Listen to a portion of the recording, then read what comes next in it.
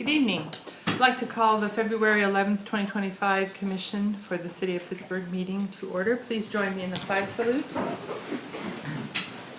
I pledge allegiance to the flag of the United States of America and to the republic for which it stands, one nation, under God, indivisible, with liberty and justice for all. Thank you. I'd like to invite Major Brenda Pittman to join us and get us going on the right foot. Thank you. Let's pray. Father God, we thank you for this opportunity to be here tonight to discuss how we can better the city of Pittsburgh. We ask that you would just continue to be with our thoughts, be with our discussions, Lord, and we just pray that you would just continue to guide us. We ask this all in Jesus' name. Amen. Thank you, Major. For Pittsburgh Positive.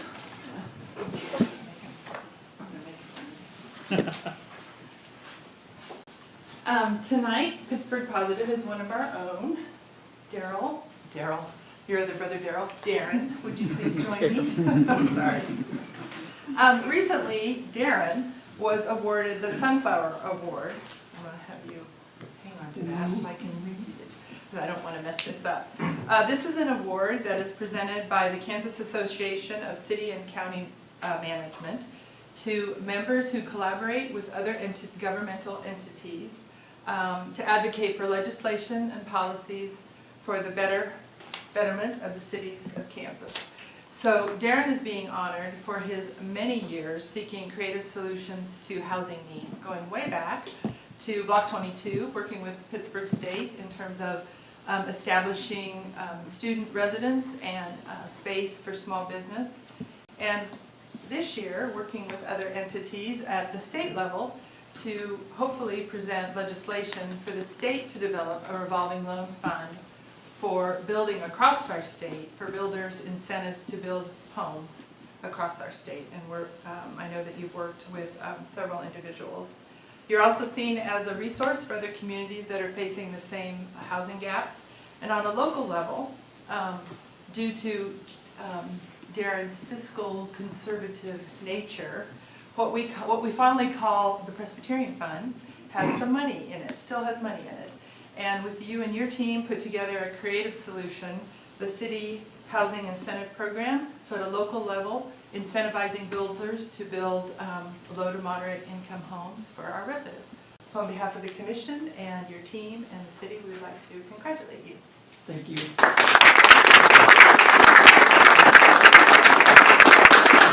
So I don't get killed in the next deal we try to do, I need to acknowledge the county and the school district who helped us on the local version of this. And currently at the state, we're looking at Senator Schallenberger's office, the Kansas League of Municipalities, Nathan Everline, Hugh Grant with Commerce, and locally Jay and Kim both were really did a ton of work on this. So appreciate it. This is good for all of us, and thanks for recognizing me. Thank you. That's not mine. Well, you took it. Thanks.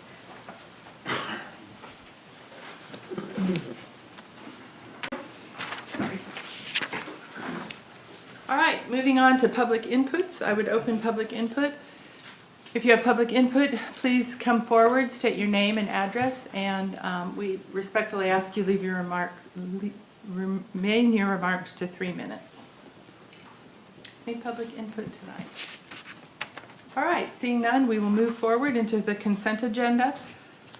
I understand there's none to be pulled off. Is there a motion to approve the consent agenda? So approved. Second. A motion by Doc, seconded by Cheryl. All those in favor? Sorry, I bungled that. Roll call vote. Brooks? Yes. Height? Yes. McNay? Yes. Munson? Yes. Sigley? Yes. Motion carries. Consider the following. Variance request, Robinson Outdoor LLC. Consider the recommendation of the Planning Commission Board of Zoning Appeals to approve the variance request submitted by Robinson Outdoor LLC to allow a 3-faced sign to be installed at 2410 South Broadway with a decreased setback and an increased square foot allowance for the sign faces. Good evening, Madam Mayor, Yes, Commissioners. I'd be happy to answer any questions you have. What's going to be on the sign? What's going to be on the Yeah, sign? what Well, is it's it, 2 digital faces, so that will change. Okay. And then 1 static. And is it safe to say that the requirements meet the most recent, No, so they did come and ask for a variance. They asked for a variance on the setback, so where sign would need to be 30 feet back, they asked to be 27 feet, so a 3-foot variance there. The digital signs or billboards are allowed to be 200 square feet. They wanted to be 288 square feet. So they asked for that variance. Other than that, illumination? Are they meeting our illumination? they will meet all that, yes. So all of the new sign ordinance with the digital, the automatic dimming, all of that will be met during the, they'll submit all that paperwork during the building permit phase. What is Robinson Outdoor LLC? What is a sign company? It's a sign company? Yes. I believe Keith is out of Springfield? We're out of southeast Missouri, out of Perryville. And that's private property that is Yes, being placed on? that's correct. This isn't anything we have to worry about, KDOT with the intersection there? or I haven't anything? seen the intersection plans, but this, from the measurements that we got from Cornerstone, that's gonna be approximately 153 feet back to the east from the edge of the road there, from the edge of the asphalt. So it's quite a ways back. With, okay, so that's in regards to the upcoming redo of the lights, right? What about the illumination? Is there any concern with that being a distraction or anything as a? I don't think so. When we heard from Robinson at the Planning and Zoning Commission, they did a study on all that. They actually show that wasn't going to be an issue. Very good. If Is it it- oh, sorry. Go ahead. If it passes us, they have to state approved? They will have to go get state approved, State correct? approved. And then you said 2 digital signs and 1 static? Correct. Difference between them? Well, the digitals will change, and that's part of The that static digital will stay. ordinance, how fast, how often, things like that. The static sign will just be like your old billboards, that'll have one sign that stays there. So is this sign company located in Pittsburgh? No, What's the sign gonna say? I think that'll be up to whoever they rent those areas out to. Oh, just rent it Yeah, it's for- just a billboard, so Okay. it's subject to Digital- change. Digital billboard. So Yeah. they'll sell advertising, I assume. Correct. Any- I move to approve. Second. Moved by Stu, seconded by Cheryl. All those in favor say aye. Aye. Opposed, same sign. Motion carries. Thank you. Thank you, Dexter. Eagle Picture Technologies LLC Development and Funding Agreement. Consider staff recommendation to enter into a development and funding agreement with Eagle Picture Technologies LLC for the construction and financing of a new facility in Pittsburgh. Mayor, Commissioners, so in December, we brought the idea of this expansion of a local business to you, so we could authorize the concept of selling bonds to develop a building. Today, what you have in front of you is a lease for the facility once it would be constructed for 10 years, and you have a development and funding agreement which covers a lot of the details regarding how it's going to be paid for and operated. And then finally, we'll be considering a guarantee by Tide Hill Corporation for the costs associated with bringing this, selling the bonds and bringing this building to life. We have Steve Westfall with Eagle Picture, who is here with his team, and we'll have to take these one at a time, but I think if we could start out by just maybe turn it over to them and have them go through their general spiel about who they are, what they are, and then we can take any questions, and appreciate them being here today in this lovely weather. Thanks for dropping by. Welcome. Welcome. Madam Mayor and members of the commission, thank you for having us, and we'd like to share a little bit about Eagle Picture and our 20-year history in the city of Pittsburgh, and answer any questions that you have about the 3 documents that were included in the minutes for this evening. Back in 2023, Tut Hill Corporation purchased Eagle Picture. My name is Steve Westfall. I'm the CEO of Tut Hill, and I'm the president of Eagle Picture.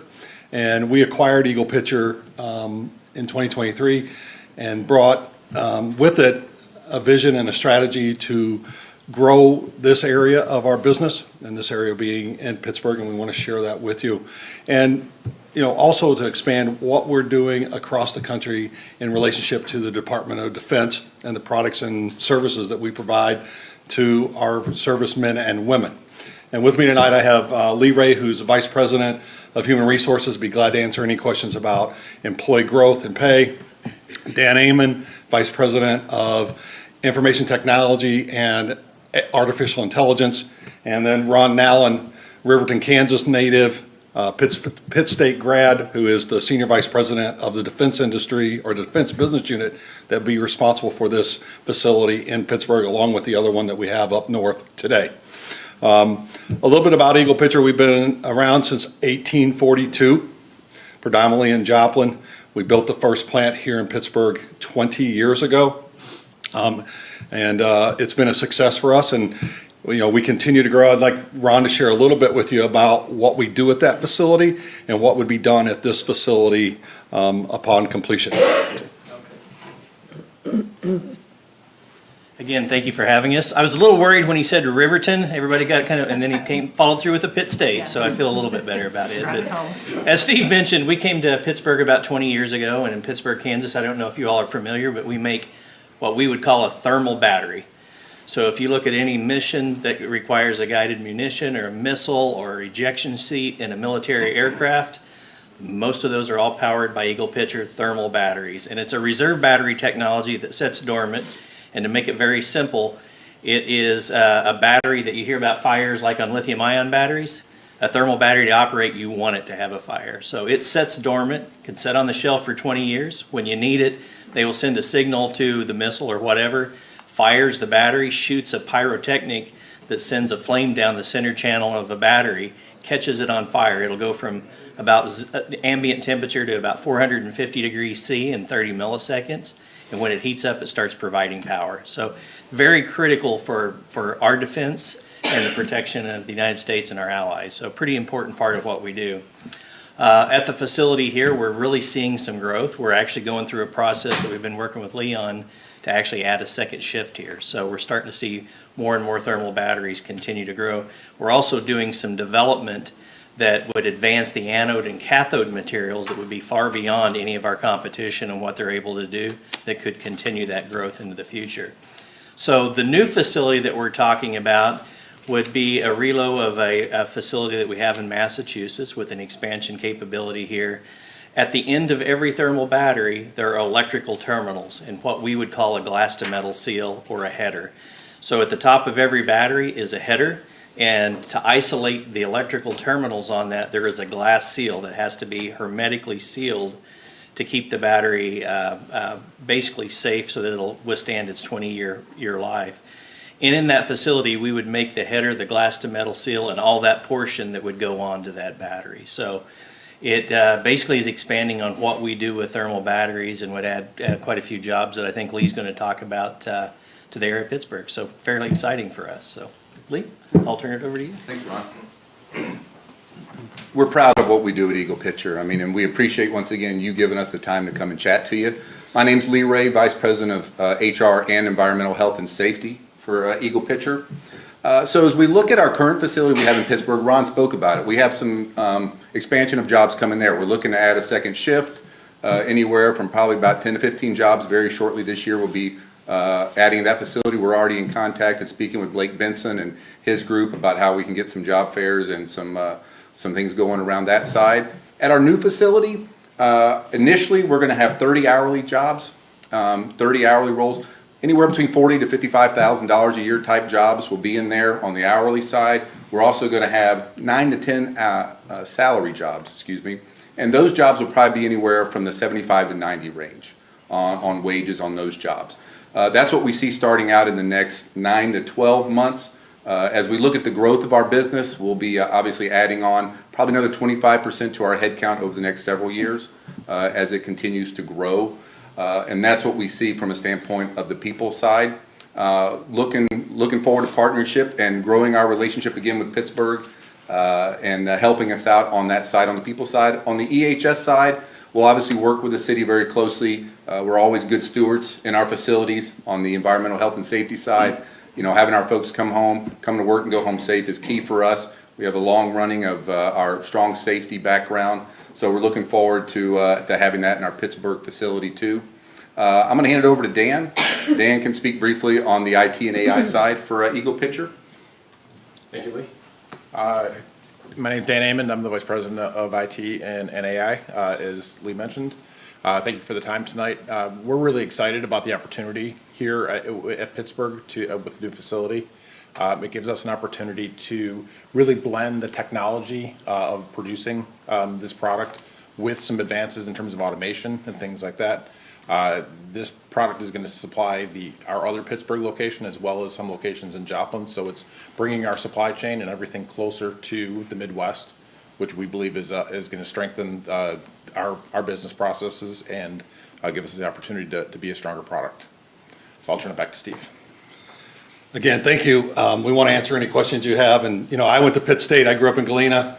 I was here 20 years ago when we built the first facility, and having gone to work for Tuthill, and when we bought the company 18 months ago, our intent was always to bring everything back to this area, and having the opportunity to work with Blake and the city, and Darren and his team, and discussing with you the opportunity to add jobs here that are completely exciting and new opportunities. And, Ron mentioned it. At Eagle Pitcher, everybody knows our name. I'm not sure they really know what we do. If you think about anything that's been on Mars, we have the battery. We own 85% sole source of all missile production batteries in the United States and allies. What we do is really critical for the Department of Defense and the security of our nation. And we're excited about the opportunity to put another facility in Pittsburgh. So with that, I'll pause, and any questions you have, we'd be glad to answer. I have a couple. With your current facility and the new one, what will your total number of employees be? So we, as I said, starting out, we expect to have 40 in the new facility. The Pittsburgh facility has about Roughly about 60. Yeah, about 60 there now. So it'll go up. We expect that's going to go 60 to 70, 75 this year. And then we'll bringing in another 40 with our new facility within the next 9 to 12 months. So some of these employees will be transferring from they all, I don't anticipate anyone transferring or relocating from Massachusetts to here. It's, yeah. why not? Exactly, yeah. I would. Yeah, we keep them there. Yeah, but yeah, My no. next question is, I see this is 2.56 acres. Is that enough room, possible expansion? It's enough room for, when you look at the layout of the facility, when we open it up, it'd be one shift. It has the capability to go to 3 shifts, so at full rate production, we could have 100 people there, 120 people. Expected annual revenue in the first year after we start up is roughly somewhere around 13 to 15 million. It has the capacity to be about a 45 or 50 million dollar revenue facility here in Pittsburgh, not counting the facility we have today. And today in Pittsburgh, at the north facility, we generate 25 million dollars, so to be on top of that. Okay, thanks. You're welcome.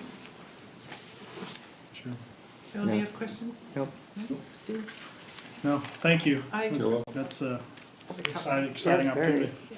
opportunity.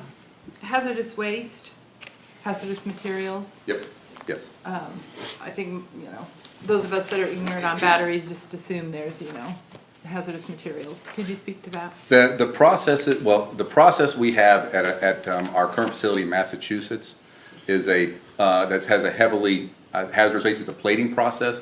We will not be doing that in this building. So we have decided to outsource that process, and it will not be done in this building.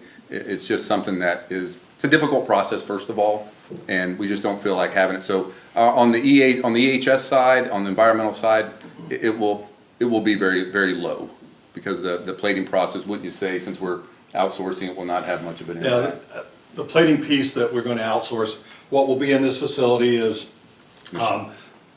standard machining and assembly. So, from an environmental or a hazardous waste aspect, little to none. Yeah, Little very to low. none. So it's more creating a pristine environment to do Yes. your work? Oh, it'll be climate controlled. All of our facilities are climate controlled, and so it'll be very nice, air conditioned, and nice place to be in the summers of Joplin and Pittsburgh. Yeah. So Do you have do you have a sense, your current staff, if they live in Pittsburgh, or do you kind of. Yeah, our current staff here in the Pittsburgh facility that we have is a lot of folks from around the Pittsburgh area and this, what's the other town that I can't pronounce very well? Frontenac, thank you. Yeah, that's one that I struggle with at times, but, yeah, no, our target, and, we spoke to Blake last week, our want is to really get a radius around the Pittsburgh area to get folks in, because we just know that works a lot better for our employees to be at work. I mean, the best ability our employees have is availability. If they come to work, we can show them and train them, and that's what we look at. So that's what we're focusing on as we look at recruitment and growth for this area on the people side. And are there opportunities to work with Pittsburgh State? So that's a great question. I'm glad you brought that up. We are already actively involved in Pitt State. It's one of the reasons this building works well. Myself and the director of R&D have worked with Pitt State on the engineering side. Dr. Gupta. And they are getting approved to start in October to do classes on electrochemistry on the type of batteries. So they're going to have several different avenues that folks can get bachelor's now, and they're going to just add into this electrochemistry classes, so we can get folks that have a mechanical background, mechanical engineering with electrochemistry, electrical with electrochemistry, and we're tying closely with them in order to start finding folks that we can have out of Pitt State that can jump into the battery world and help us out. So those classes will be starting up in October of this year. So we're excited about that. The university's agreed to look at those classes and apply them towards their degree. Yeah. That's great. And the reason we're doing that is because what we do is very unique. You don't go hire a thermal battery engineer. You have to teach it. And so what our intent is to attract, retain here locally. Yeah. So we want that with the relationship with the university. We want the high-paying jobs. We want the great benefits. We just rolled out all employee profit sharing across all our plants. This here in Pittsburgh, this one would be eligible for that on top of the wages that we've given. And it's all about protecting and keeping and hiring people here locally. That's what we're focused on. And it's somewhat specialized, obviously. Like you said, you don't go out and look for these people. No. You're training them on site. We really want those engineers from a salary standpoint. We want those engineers who are curious, who are creative, and we'll teach them and let them learn and grow. And we don't want them to leave. So we pay well and benefits are great. We just don't want them to leave. From a logistics standpoint, transportation in and out, materials, any concerns there? No, the facility design has two entries, one for employees and one for transportation. Most of the transportation coming out of that is not 18-wheel over the road. It's more short box. These are not big products. These products this may be a big one. Most of them are about this size, so not anything like that at all. But we've created in the layout of the facility and the land is to have two entries, one for transportation and one for employees. Good. Move to approve. Second. Moved by Stu, seconded by Doc. All those in favor say aye. Aye. Opposed, same sign. Motion carries. All right. Thank you very much. Thank you. Probably buzzed through these, huh? Item C, Eagle Picture Technologies lease. Consider staff recommendation to enter into a lease agreement with Eagle Picture Technologies LLC for the new facility to be built in Pittsburgh. Mayor, the commissioners, the plan is to sell our bonds. We'll have action at the February 25th meeting to sell the bonds that morning and then bring that to you for approval. Matt's already working with Cromwell, who's the architect that's designing the facility and the bid documents that we'll get design and build. The plan is to have this ready for move-in November because obviously Eagle Picture's going to have to put their equipment in the building once it's constructed. So Steve has a timeline and we're committed to that. So the lease basically is going to lay out the 10-year agreement through the life of the bonds and the payoff of the project, at which point at the end of it, we'll turn it over and they will own the building outright. And once again, Steve is here to answer any questions and I'll help as well. And we're all comfortable with the timeline. Well, as comfortable as you get with timelines. You know, you can see the weather outside, so Yeah. there's always a lot that can happen. We built in some time. We did. We've spent Okay. a significant amount of time on both sides planning to make sure that the important thing is that the building gets built correctly and that it's ready to move in when they need it. So I do think that we're there, and if not, this would be a good time to tell us that you're not happy with the timeline. We're in a good place. Do you work with a specific construction company, or will you look for bids in the local region? we will be building the project, the city will. So we will bid it. We expect that it'll probably be somebody around here. And, it will completely be ours to bid. At that point, the architect that has currently working with Steve will be transferred over to us, and they will be the architect on site with us to get it through the building process. And then when it's time to move the equipment in, we'll kind of turn it back over to them. But yeah, we're confident that we'll have a builder that we're familiar with in the market bidding on it for sure. Any other questions? I'd entertain a motion to approve. Move to approve. Second. Moved by Chuck, seconded by Stu. All those in favor say aye. Aye. Opposed, same sign. Motion carries. Moving on to item D, Tug Hill Corporation guarantee. Consider staff recommendation to accept a guarantee from Tug Hill Corporation in which Tug Hill Corporation guarantees the performance by their company of all terms, covenants, conditions, obligations, and agreements contained in the development agreement and lease. Those are a lot of words. Those are a lot of words.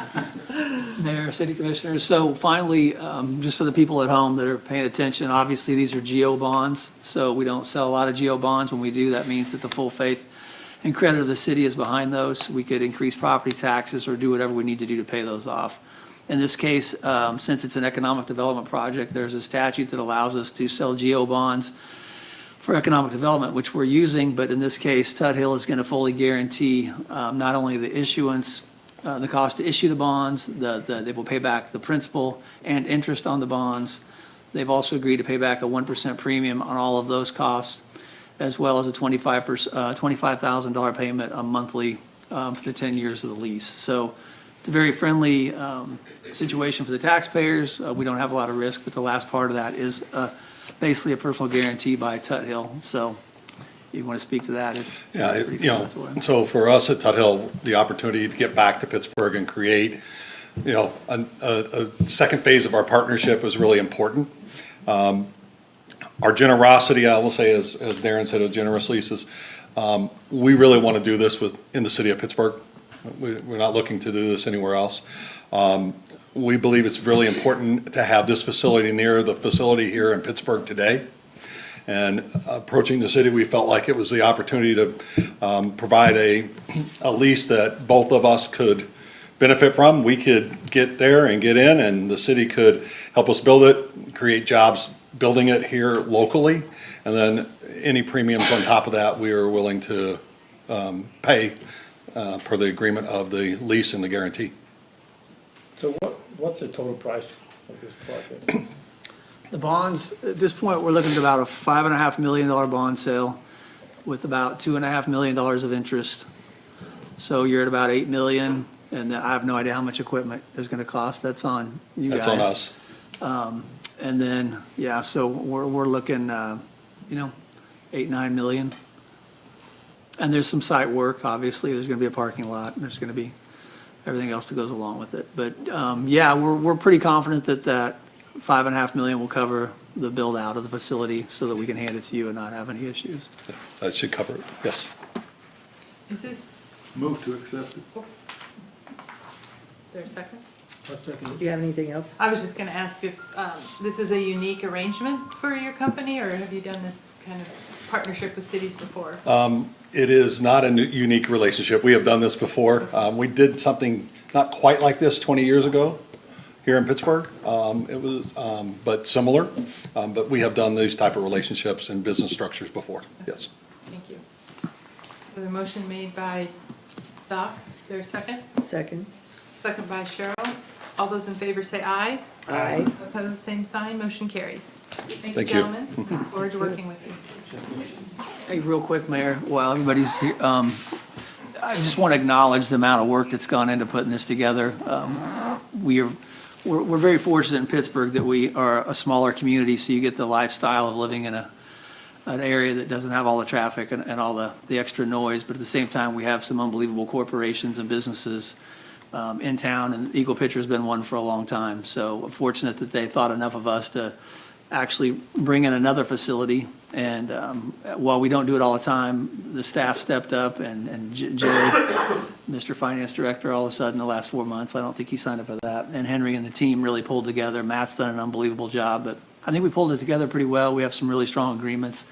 And I just hope people understand that, you know, for the partners we have locally, we're willing to do a lot for them, and I think this is a win-win for everybody. So greatly appreciate the 53,000 people on his team, because my phone's been ringing, and I don't know anybody that's ever on the end of it. But it's always somebody different, but they're polite, they're professional, they know what they're doing, and this came together pretty quick. So I want to make sure everybody understands, appreciate all that hard work.